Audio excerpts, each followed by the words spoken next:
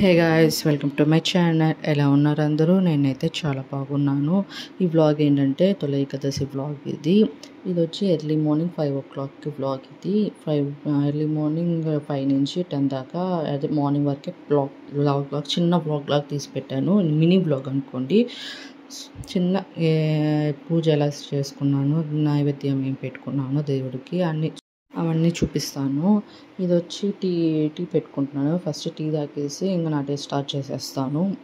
ఇంకా టీ తాగేసి ఇంకా చిన్న చిన్న వర్క్స్ ఉన్నాయి, సో దానివల్ల ఇంకా చేసేసుకుంటాను. ఇంకా పాప కొనుక్కొని ఉంది, సో దానివల్ల పాప లేసే లోపల చేసేసుకుందాంలే అని అన్నీ చేసేసుకుంటున్నాను.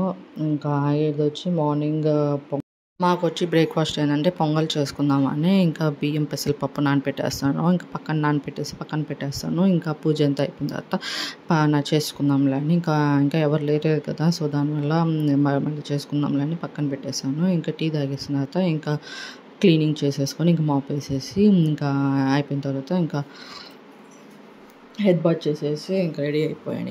ఇక్కడ వచ్చి నైవేద్యం వచ్చి పాయసం చేసుకుందాంలే అని ఇంకా పాయసం చేసేస్తున్నాను.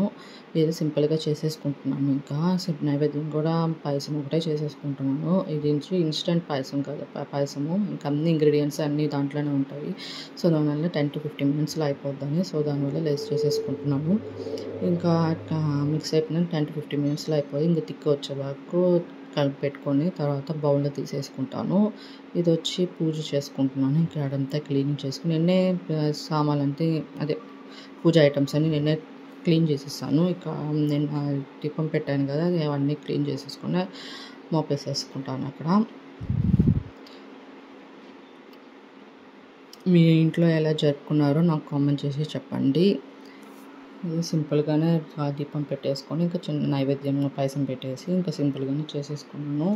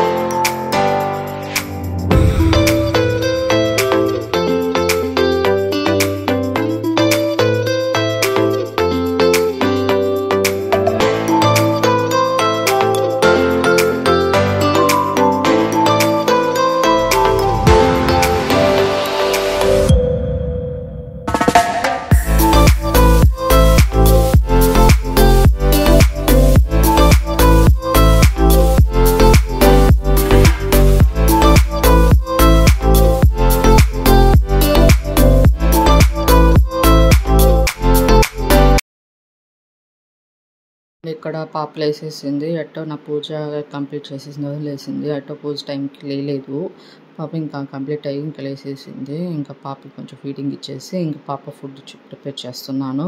నేనే ఓవర్ నైట్ సోప్ చేసేసాను. బాదం జీడిపప్పు అదంతా సోప్ చేసేసి ఇంకా స్మూతీ లాగా చేసేద్దాంలే పాపకి అన్నీ ఇంకా సింపుల్గానే చేసేసాను.